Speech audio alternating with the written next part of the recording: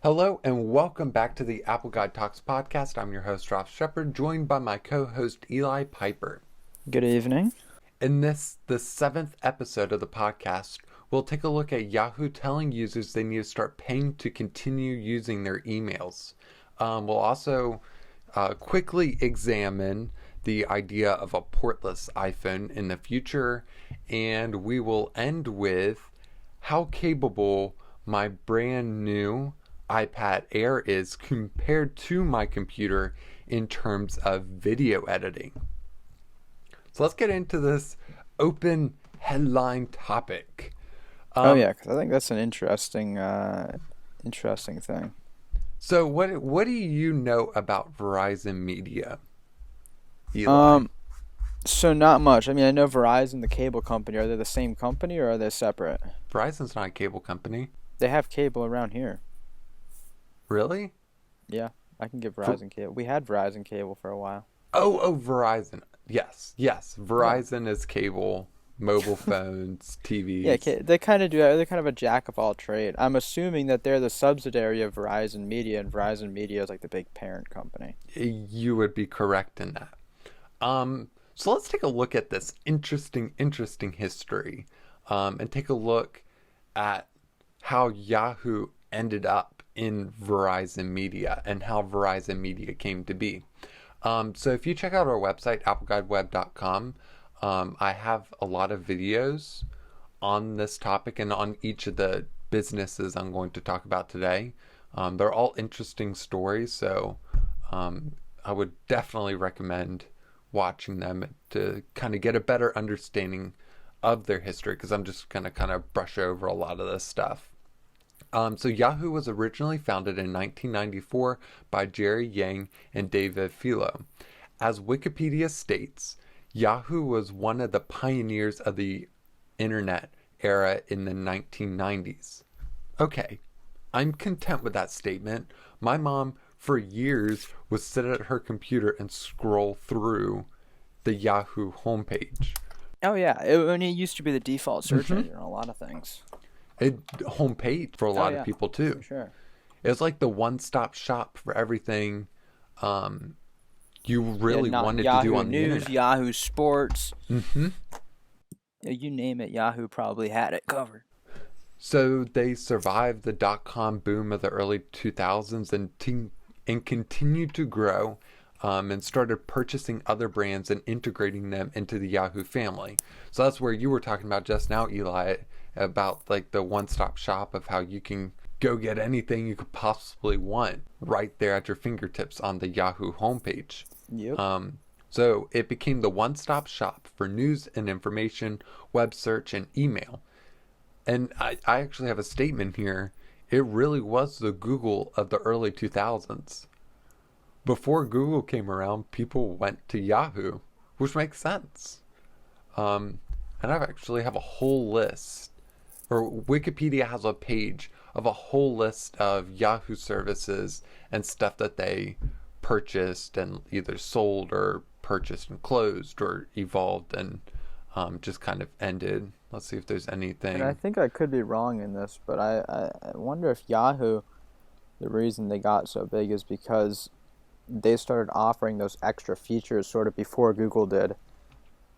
And, back when Google was just a search engine, they didn't have all Gmail and Google Drive and everything like that. So Yahoo came in and they said, we're a search engine, plus we have all this other stuff. I wonder if that's kind of where they blew up. And because, well, and I think another problem too is they were buying and selling companies too quickly. Yeah. And they just expanded too quickly. When you're buying that many companies that quickly, you're not, and they really were not making enough money to pay them all off. So they absorbed a lot of debt, and the competition around them was growing from people like Google who were doing a lot of their stuff in-house. Yeah. And now they're kind of struggling for money, and they're charging people for some features on their email to try and make more money. Yeah. Mainly mail forwarding, I think, is the feature that they're charging people for. They're just scrounging around trying to make up. So after data breaches, debt from all these acquisitions, and slowing growth, Yahoo was struggling big time. So, and for some reason, in 2017, Verizon got the bright idea to buy this dying company. Probably a bad financial decision. Yeah, I would imagine so. I mean, a company with that record. I wonder if they wanted them, though, for what they had, not so much the company, but more intellectual property. I don't know. I don't know. It's Could hard be to it. say because they haven't. Well, we'll get to what they've done with it now. Because first, It certainly wasn't to get rid of a competitor because at the Yahoo time, they doesn't didn't really have any. compete directly with Verizon. I don't see Mm-mm, them really in the not same yet. space. So, before we go into Yahoo being under Verizon, we have to talk about another company that ended up under Verizon, AOL, America Online, which is Mm-hmm. now also a division of Verizon Media. So Yahoo started up as a dial-up internet provider by selling out millions of disks, giving users 30 minutes of free internet access. Hmm. And we all know what happened to dial-up, RIP. Um, Yep. but what you don't know is as dial-up slowed, AOL merged with the media conglomerate Time Warner, the company behind HBO, Cartoon Network, Warner Bros., etc. That didn't work for obvious reasons. We've seen it work today where a internet ISP company has merged with a media company and it works successfully, like AT&T's acquisition of Time Warner, Comcast's acquisition of NBC. I think for all these people, it was relatively successful, their Hmm. mergers. Um, Yeah. but in early 2000, that didn't make much sense compared to now, where it's like, oh, subscribe to AT&T and we'll give you HBO. Yeah, Subscribe exactly. to Comcast and we'll give you Peacock. Hmm. Now with net neutrality out the window, they can bundle those services more freely. Side And so it note, made more Comcast gives you sense. Peacock? I think so. I should look into that. I have Comcast. I could be watching The I would Office. imagine so. But at the time, those two companies merging, AOL and Time Warner merging together, it just didn't make sense. So the two companies split and went their own ways. But AOL still had to find another way to make money. Hmm. So they morphed into a Yahoo like service, providing email, news, etc., all from the homepage. Once again, like Yahoo, a one stop shop for everything, um, which is still a part of a dying business. AOL, once they lost dial up, I think that they instantly started to lose traction. Oh, yeah, for And sure. because AOL for people of the 90s and early 2000s, AOL will always be associated with dial-up internet. I know in my Hmm. head I think AOL and I think dial-up internet. Yeah, Um, definitely. I mean, those, I think, I don't know if they were one of the first email, but I think AOL and I think one of the first email companies in the whole you got mail thing. That's what I mhm, think of. And yeah, dial yeah, up internet because it was the same era. yep. Um, so once again, Verizon decided to buy up a dying media company, and they put it all together and formed Verizon Media. Verizon Media started out as Oath in 2017, and later in 2019 it was renamed to Verizon Media. And Verizon purchased AOL and Yahoo by $4.6 billion dollars combined. That was a combined value of their purchases. That's crazy. I don't think that those services are worth that much. I may be wrong. There may be millions of AOL and Yahoo users, but Oh yeah, for what do sure. I know? Um, but what you probably don't know is that they also, under this Verizon Media head, they also own a bunch of other stuff other than just Yahoo and AOL. Hmm. Um, Tech sites like Engadget and TechCrunch. Netscape Communications is listed under here. Once Is it again, really? another dying company. I didn't even know they still existed. I thought they collapsed and turned into Firefox, was my understanding with that.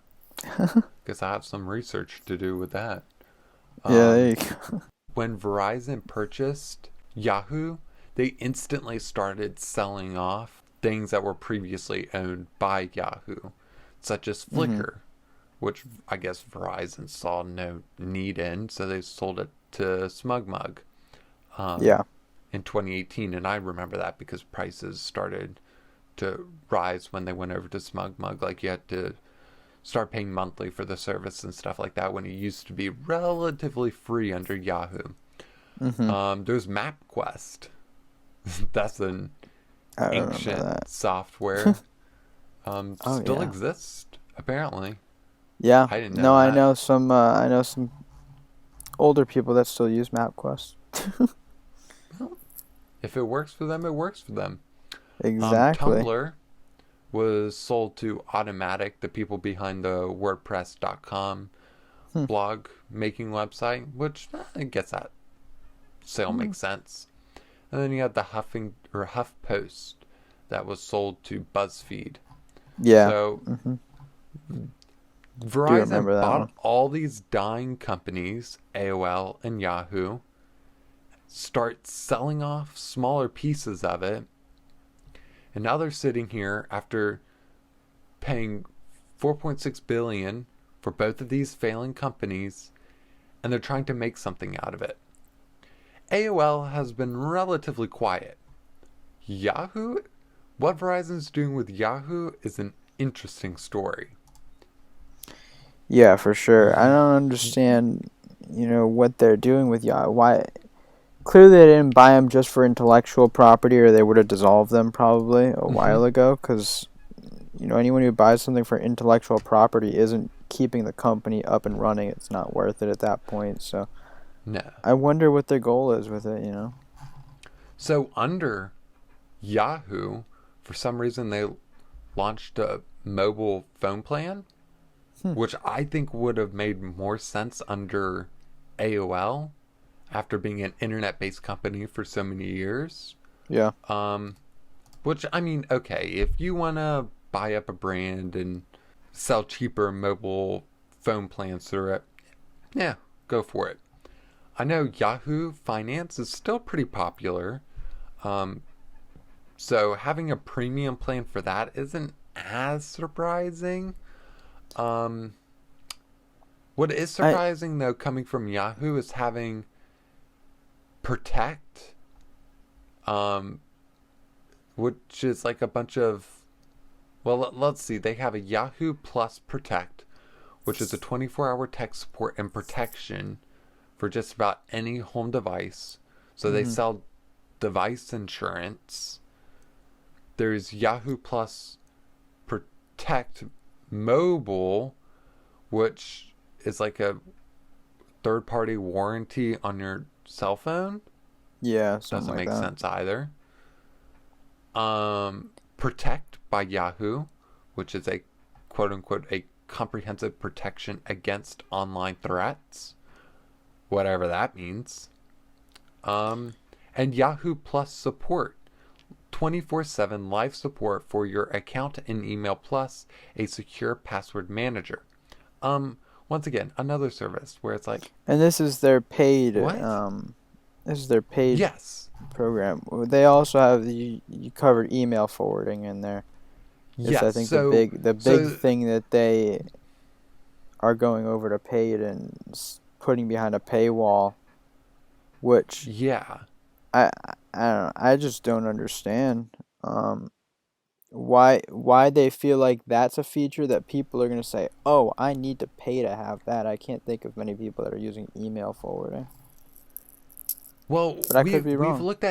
we looked at emails um as being free for so long, and suddenly Yahoo's gonna try to throw some dollar signs at it. I Yeah, I'm don't know wondering how how many well that's people are gonna gonna work. switch to Gmail. Okay, so here's the thing. With Yahoo Mail Pro, you get no ads, priority customer support. Yeah, okay. Faster performance. I don't know what entirely that means, I guess it's assuming that once they remove ads, things will be quicker, because that's Yeah, I what it don't know says. how It you says, can get quote unquote, faster it says, quote, performance. with this ad-free experience, your emails will load faster on desktop browsers. So Hmm. they're literally betting that by removing ads, they're going to create a faster experience, and then selling that as another selling point. You get to keep your email records.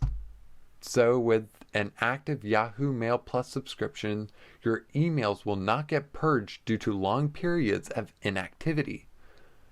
And this is also subject to storage limit spams and email abusive policies and future changes in storage policy. So they're talking about, like, if you don't sign into your email for a while, trash.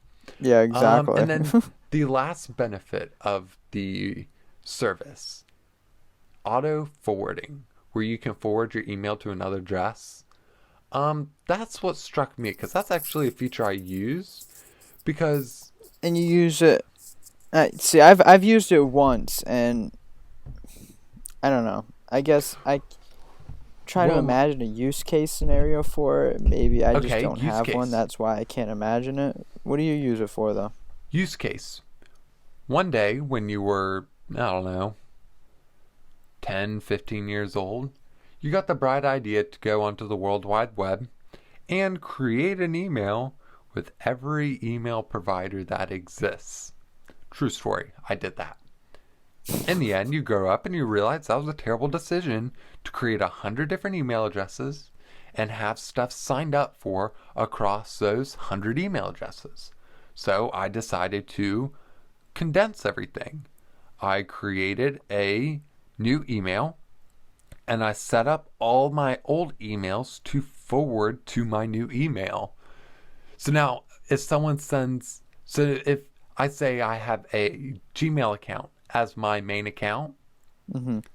I have all my other emails set up to forward to my Gmail account. So Hmm. my Microsoft emails through Live, all those emails are forwarded to my Gmail account. When someone emails my Yahoo account, those emails, well, used to get Used to. forwarded to my Gmail account. Mm-hmm. But now It's a that way to that's behind a condense all your paywall, emails into one. Then. mm-hmm, and it's easier to forward emails to your new email address than it is Yeah. to go by individually each site and change your email preferences. By far. Yeah. No, that makes sense. I can see that. That spiel out of the way, I will not be paying for Yahoo Mail Pro to get my old junk emails forwarded to my new email address. No, it's not worth it. And I think that's where they're gonna lose a lot of people. And honestly, I'm not sure how many people. So and I think the email forwarding is such a small thing. The customer support, who calls customer support for emails? I'm sure there's someone out there, but um, and keeping your email records, um, that as a selling point just makes it sound like if your data is being held hostage and can be purged at any time because you're not paying the monthly subscription. That just Mm-hmm. reads sketchy. Um, Yeah. Exactly. and then the last part, the no ads, is kind of like, I'm using this service for free. Might as well stare at a couple ads for a little while. It's the Yeah. least I Exactly. can It's like, do. yeah. As long Google as you doesn't still have get the any service ads for though free. on their Gmail. Well, Google's found other ways to make money off your emails. I know. I'm just. It's an Data interesting thing harvesting. though when you think about it. They don't have any ads on their emails. Oh, speaking of data harvesting in Google, I'm currently in the writing process about Google and their privacy policies and some ways you can get out of their net. So stay tuned for that. appleguideweb.com and on our All YouTube right. channel. You can find links to all that below. But anyways, yeah, I just thought that whole thing about Verizon Media and what they've done, especially with Yahoo, since their acquisition was interesting. Because I've been getting emails, this is your last warning to pay for Yahoo Mail Pro or your emails will stop being forwarded. And it's like, Yeah. you know what? I think it's time that account died. Mhm. But anyway, so I mean, I guess this is a word of warning. If you use um, email forwarding with your Yahoo account, that Yep. stopped working. I think that stopped working already. I wouldn't know because I don't think any emails were ever really forwarding, or if that account was even getting any emails. For all I know, after reading this, um, if you don't sign into your email for a long period of time, your all your emails will be trashed. So since I haven't signed into that account, I bet Yeah. that's what happened. I bet Most that's what happened most there. likely, but R.I.P. to my old emails. What do we have next on the docket? Because that's all I have on my document. next we have portless Oh, iPhones. oh, almost dropped my mic. Okay, one more thing to add before we Yes. quickly discuss a portless iPhone is it's $3.50 a month for Yahoo Mail Pro if you Yeah, are so that's, interested in ultimately making a that's not donation. that much. It's like $24 a year. But why? Go to Google, go to Microsoft, 60 $36 go a year. go elsewhere. Yeah.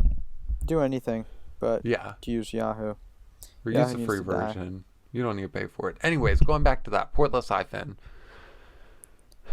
Portless What's your iPhone. opinion on it? Hmm? What's your opinion on it? I've heard myself talk So enough today. Apple, let's give some people some background. There's rumors that are looking like they're going to pan out to be true, that the next iPhone will be, in fact, portless. I think that's a bad idea on Apple's part. I've heard some other people say it's a bad idea for multiple reasons. So first off, could they do a portless iPhone? Yes. It wouldn't be that hard. They have MagSafe. They've been leading up to it, wireless charging and everything, wireless earbuds. You could do a portless iPhone. Here's where I think it's a bad idea and where I think you'll upset a lot of people. First big thing is CarPlay. CarPlay doesn't work in most cars without plugging your phone into a cable. Only very recently have cars, 2019, 2020 model year, and they tend to be higher up cars, have wireless CarPlay become a thing. They sell wireless CarPlay adapters, however, they're not very good at all. So that's one big issue right there. And of course, there's going to be remedies to all of these. Apple could make their own proprietary Apple CarPlay wireless adapter and charge an arm and a leg for it. I could see them doing that, and it would probably be better than all the third-party ones out there. That would be 'Cause cool if it was just like a little um, 3.5 millimeter headphone adapter that had AirPlay built in, so you could skip the whole Bluetooth chaos. yeah, that would be cool, but it's a software thing. CarPlay runs off of. But the second thing is your iPhone completely dies, right? Can't turn it on, can't do anything, buttons are not working. Your only option is to put it into recovery mode and plug it into your Mac. The portless iPhone, obviously, that's not possible. So now you'd have to send it off to Apple, where they'd open it up, and they probably have some way that they can hook directly into the logic board and fix whatever issues in your phone. Okay, Or you're going to I have to do. buy a new iPhone. I do have one So, thing to say to that though. yes. The reasons to put your iPhone in recovery mode have diminished greatly. But they still I do believe. happen. I They still do happen. I'm sure it still happens, but I don't think it happens as often as it used to um, a couple years ago. No, but if you're someone like me and you who use the beta software, it's very conceivable that something might happen in one of the beta softwares and something breaks. For developers, it's more common than for non-developers because they're playing around with a lot of experimental things, and they're typically brick iPhones where they need to be put into recovery mode and you need to restore them that way. The other issue I have is backups.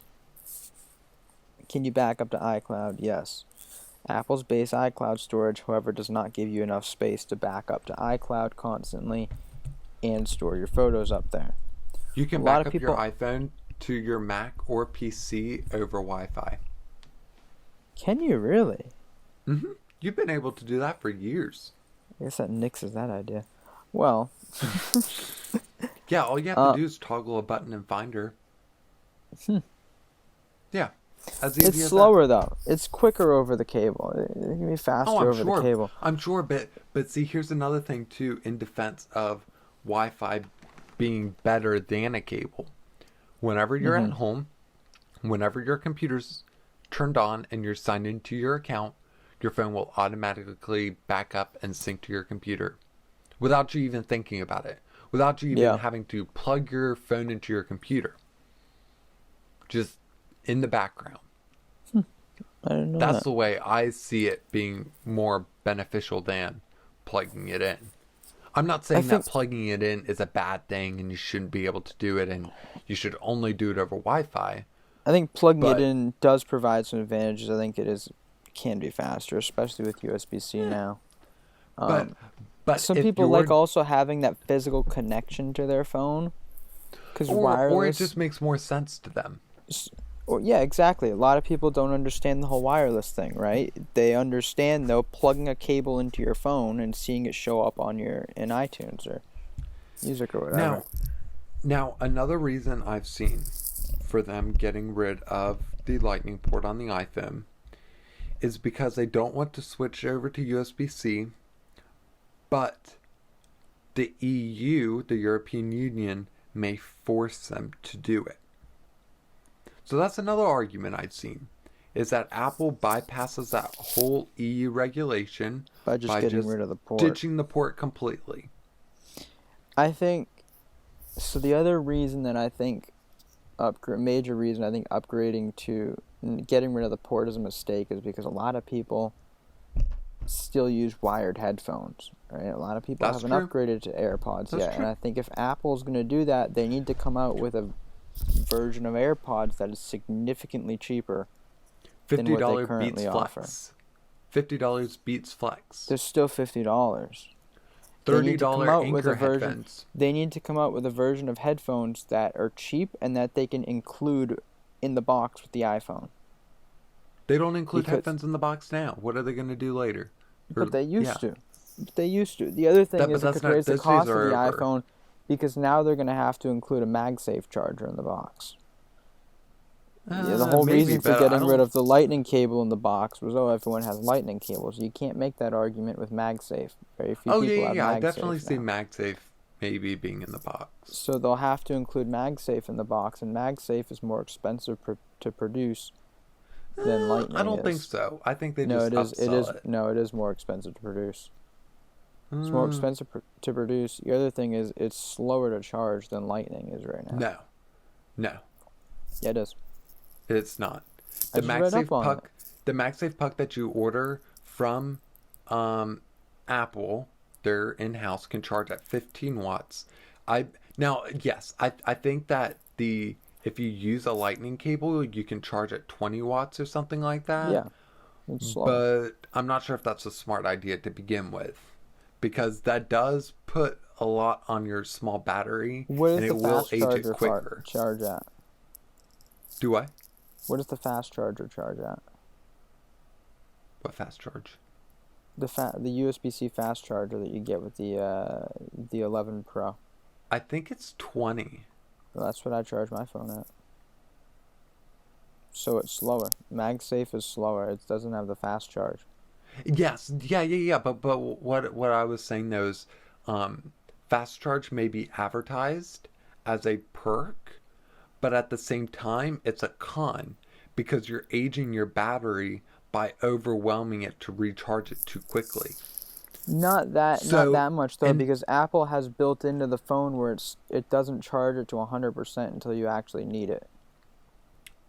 It charges quickly and then it slows down. Yes. Yeah, but I've trusted Apple's worked it out to mitigate that as much as possible. Nonetheless, fast charging will still age your battery quicker than slowly charging it. Apple software or not, it's Potentially. still. I think it's I don't know, I haven't read up enough on it to really comment, but Yeah. I haven't had an issue so far, and I fast charge my iPhone, and I use a 20-watt adapter on my iPad too. Mm-hmm. And they both, knock on wood, have lasted very long. So I think those are some reasons to not get rid of Lightning. I think another reason is just, everyone's so used to the Lightning port. Everyone's got it in their house now. Yep. People said the same thing with the 30-pin adapter, and look what they did, and look where we are now. So, Well, could they do it, and would people adapt? Yes, but I think that's a real drastic step. They got rid of the headphone jack, but they provided a solution, right? They got rid of the 30-pin adapter, but they provided a solution in a form of Lightning to 30-pin adapters for people that Lightning to 30-pin adapters for people who still have 30-pin plugs. They had those for a while.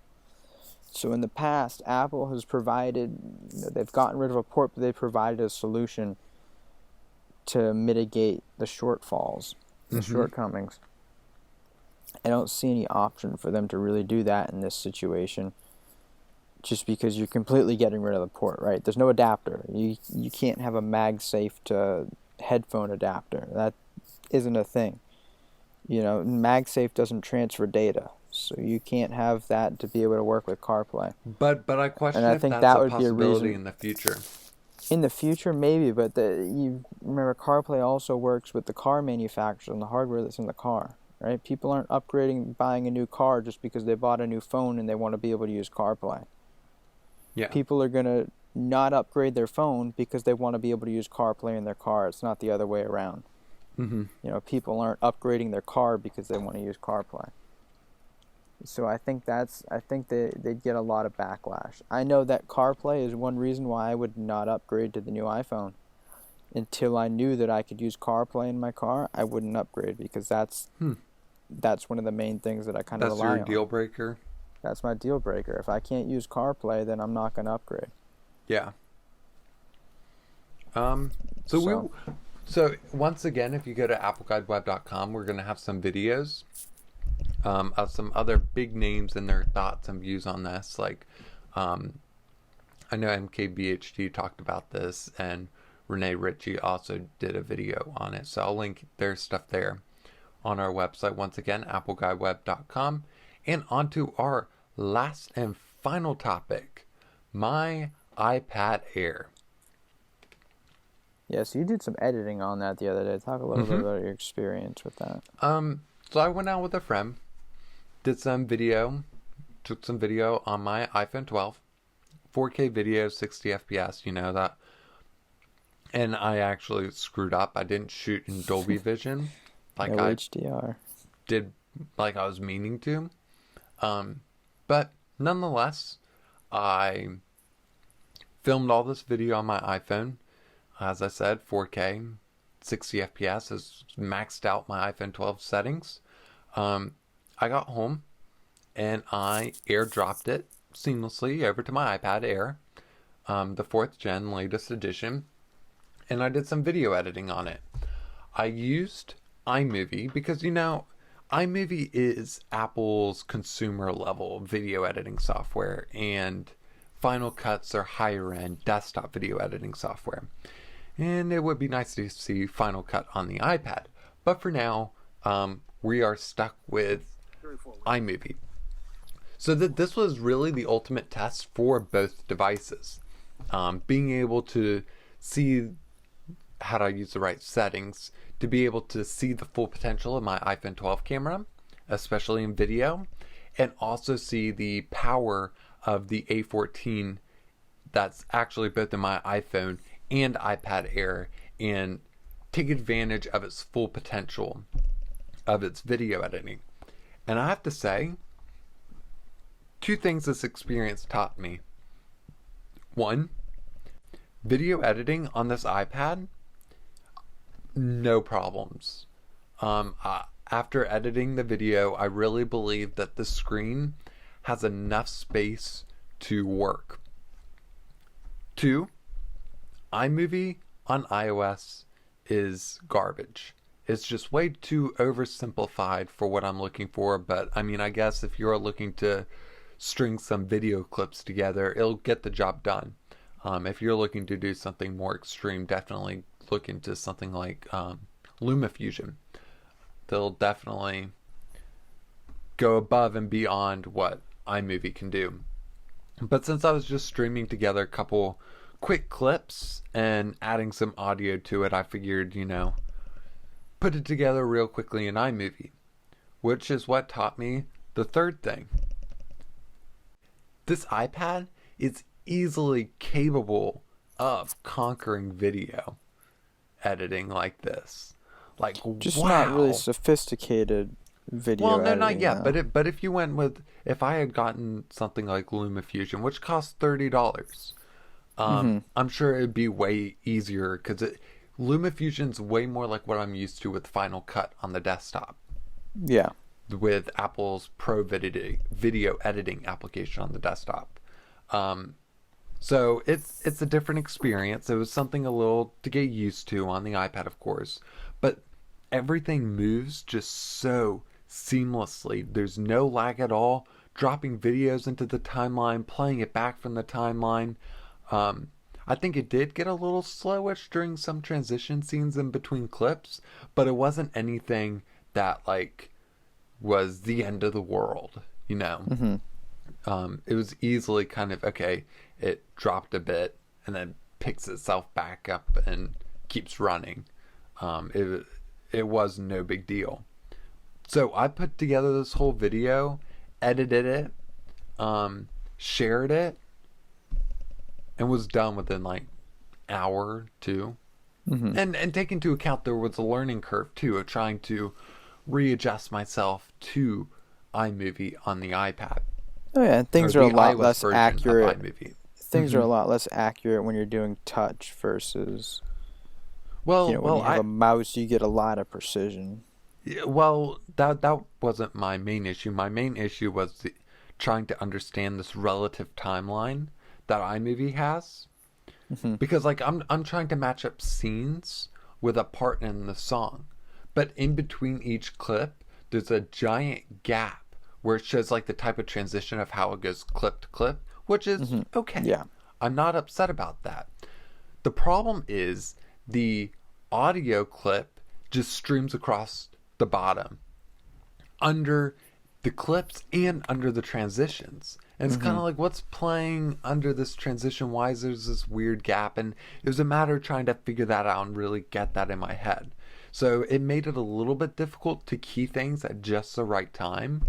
But, I mean, it was still doable. And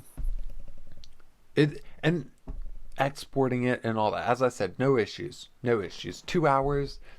I learned how to use iMovie, and I'm a quick learner, but learned how to use iMovie on iOS again, edited this video, and exported the video. Now, being in the Apple family of product suites, Final Cut on the desktop, so their Pro desktop video application, I was able to easily send the iMovie project from my iPad to my laptop. So I have a spec'd out 2017 13-inch MacBook Pro. Top of the line. I'm in Final Cut, you can import iOS projects. I don't know if I ever told you this. No. We haven't talked about this yet. Cool. No, I don't think so. So No. this is new. This will be new to you. Brand new for me. So Final Cut has an option where you can import a project made in iMovie on iOS. That process alone Really? took about 2 hours. The process of Final Cut opening the project and running through everything it has to do to make the project seamless took probably about an hour to do alone. And that being said, the video imported into Final Cut, fully edited like it was on iMovie on my iPad. And it's just basically converting my iMovie project to a Final Cut project. Everything else copied over seamlessly. But what shocked me was how long it took. Just opening up this project and importing it into Final Cut on my Mac instantly spun up the fans. Instantly had my integrated GPU and CPU just spike in temperature. Mm-hmm. And the whole thing took like an hour to import and quote unquote analyze the video clips. Yeah. Compared to my iPad's instant drag and drop to the timeline, export, go to sleep. Wow, that blew me away. Will my iPad Air turn into my main editing rig? Yeah. That's a question. I can see some advantages where editing for iMovie comes, it can be great on an iPad if you're trying to quickly throw together a reel or something, right? Maybe you get a concept or something, you just want to shoot some quick shots. Throw them together to get a concept down, and then take it to Final Cut to really, shoot your shots and firm things up. Or for kids who just want to shoot a trailer. Mm-hmm. Those are the two use cases I can see. Maybe there's more use cases, maybe less sophisticated. They have their templates. Their templates are great. I think that's mainly where iMovie on an iPad is meant to be used. Yeah. Definitely not for sophisticated editing with sophisticated cuts. You're not going to do all that stuff. So that being said, maybe I will look into spending $30 for a LumaFusion. Maybe. That you'd have to let us all know how that goes. Because I have a 256 gig iPad, more than enough space to edit my projects and then upload them to my file server when I'm done, like I do now, basically. I'm curious to see how much that 256 gigs you use up in 2 years. I'm curious to see, because I feel like that's a good amount of time where you have everything on the iPad. You'd want to have. I'm curious to see how you do with that space, because I've always thought that'd be a great amount of space to have on an iPad, but I've also at the same time thought, wow, that's kind of excessive. But I'm curious to see if you find that space. I'm curious to see if you find that space excessive, or if you find it just enough, or if you feel like you need a little more. Mm-hmm. So I'm curious, because I have a 64 gig iPad. Let me see. So far, I have only used half of it, less than half. I've used 31 gigs. Right now, I've used 60 gigs. Scratch that. Let me delete all these podcasts that auto-downloaded. I have a whole bunch of other. I don't know what that other is. Messages takes up a whole bunch on my iPad. But even still, other is... I have downloaded videos. Oh, I can delete these downloaded videos. Look at that. Okay, so I just deleted all my podcasts that auto-saved, which bumped me down to... I'm only using 49 gigs in total. I got some relatively big applications installed on here. Some heavy-duty apps. But this iPad, it's like... As I said in my review, which you can also find once again, I keep plugging this, but my website, appleguideweb.com, I did an article about your iPad options here in January 2021, and of course any of this stuff can change at any time. But this iPad Air is like the perfect sweet spot between the cheaper standard iPad and the higher end iPad Pro. It's the perfect sweet spot. It's got the new design language without all the high-end pro features. Yeah. But at the same time, it's not. It hasn't cheaped out completely. You still get that edge-to-edge screen. You still get the fantastic Apple Pencil 2 support, which is just a phenomenal pencil, especially over the first one. It's a fantastic iPad. I honestly have been using it recently. I've been using it way more than my computer, than my MacBook. Well, because it's easier to pick up, it's easier to use. If I'm wanting to look something up, I pull out my iPad. no brainer, Yeah. and do it on my computer. Or pull up a YouTube video on my iPad while my Final Cut Pro project's importing because I'm too afraid to touch my computer. It'll slow everything down. Yep. It's nice. It can do a lot of things in a small package, which makes me excited for these new Macs that are coming this year. Oh yeah, with the ARM processors. But anyways, that's a topic for another podcast. Oh, that is. It's a whole other topic. You want to close us out? Yeah, I guess it's time. Thank you so much for tuning in to the Apple Guy Talks podcast. If you're watching on YouTube, please like the video and subscribe to the channel as it really helps us out. Also, check out the links in the description for more on the topics discussed today. If you're leaving with more questions than answers, you can leave those in the comments below. You can also subscribe to the Apple Guide podcast anywhere you listen to podcasts and follow at Apple Guide Web on social media for the latest updates from Apple Guide. We also have a Patreon page down there linked if you want to help support the channel. And once again, thank you so much for listening, and we will see you some other time. See you in the next one. Week. I don't want to get ahead of myself. Our lives are kind of crazy. We don't want to promise anything. Yeah. We also have no viewers, so... Way to keep it real. Yeah. Sweet and honest, one day we're going to blow up and people are going to be watching this video and be like, huh, they had no followers. Anyways, that's our show for today. We'll see you some other time, another day, another Monday. Have a wonderful day and goodbye. Goodbye.